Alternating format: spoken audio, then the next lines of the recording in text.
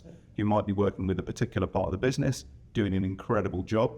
And, even if it's competition within those big consulting firms, if a particular organization is doing a great job for their end customer, other people within that end customer need to know about it. That's where you get into the performance tracking. That's where you get into the kind of sentiment analysis around, not only did they hit their milestones, did they stay within costs, did they avoid having loads of changes and scope creep, but also did they do a good job? Did the stakeholder feedback and say that they were delivering value for money? Well, and that's a hard thing, right? Because stakeholder feedback, it's hard to get. Yeah. Right? Let's be candid. It is difficult.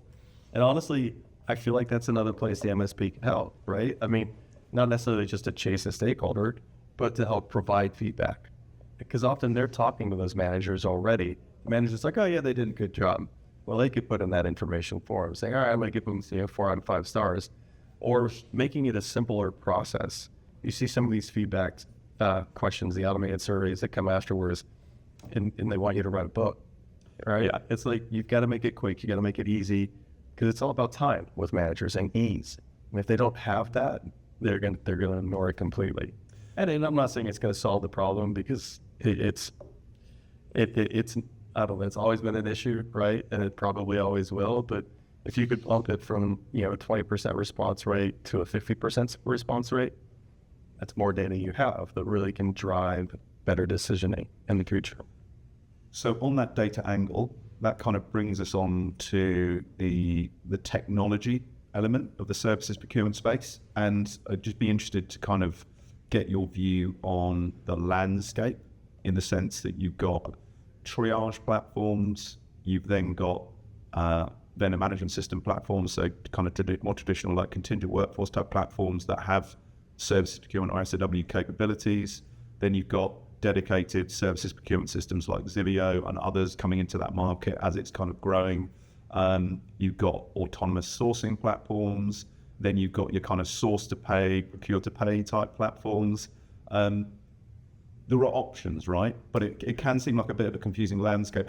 In your head, how does that kind of landscape break down?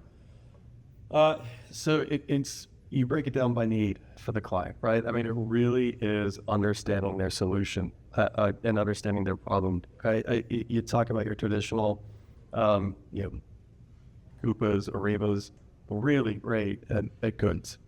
Yeah, really great. But when you start looking at services, okay, I can get a PO, but it says service. It's like someone said yesterday, it was like you end up with this one-line PO. And you don't know anything about the service. You don't know what it is. You don't know, you know what you paid for it. You don't know performance. You don't know what the actual service provider was. You don't know how many people were brought on to do it. So beyond just the lack of visibility, you also have a compliance issue. Right. Right, as well. So I view it as really kind of, like I said, understanding what the problem is, but it's ever changing, right? And the change is coming even faster now. Like you said, the autonomous sourcing platforms, GSPSs, traditional VMSs, they all have their place. Yep. And it's all trying to find what is the best solution for that client. A lot of your clients already have, or a lot of our clients already have a VMS in place. So is it easier for them to have the same VMS if they wanted to roll out services procurement? Because a lot of single source of truth, it's a real benefit. Others are more willing to try something. They want something that's more AI enabled, more full end-to-end life cycle, where they can do the bid management, RFX management, and then the performance management as well. Or they just want a front end for like the autonomous sourcing platforms. They just want a front end for the bid piece. And they don't want anything else beyond that. They want it just to spit out into their traditional VMS or into their traditional ERP that they have, going straight into Oracle or somewhere else. So it's really trying to understand what they're trying to solve for and then helping them do it, right? Yeah, and I think the way you've laid that out is really interesting. It ties in with some of the conversation yesterday where people were talking about like needing agility, needing options. And I think that's what's exciting about the services procurement space at the moment, because I feel like now there are options. Previously, there weren't really options for people.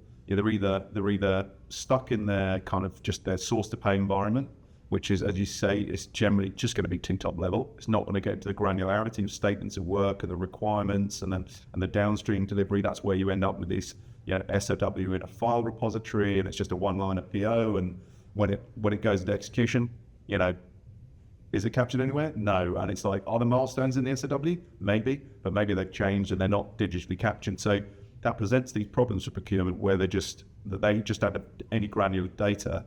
And I mean, again, volume came up yesterday where people were saying, look, you've got this particular procurement stakeholder that they're trying to deal with like 500 SOWs going through per year or whatever it was. And it's just like impossible to stay on top of that volume. Wow.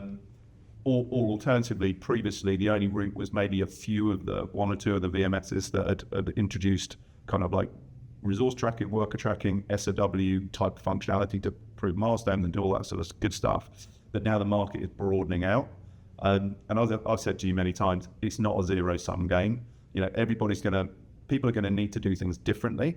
But the most important thing for me as a kind of like evangelizing in this market is it's better to capture it digitally in some sort of system and get a proper process in place. The benefits to the organization are so huge that how each organization needs to do it might be slightly different. But the benefits are there. And that's the thing that having these discussions, it's like kind of pretty clear that the benefits are there and people are realizing that.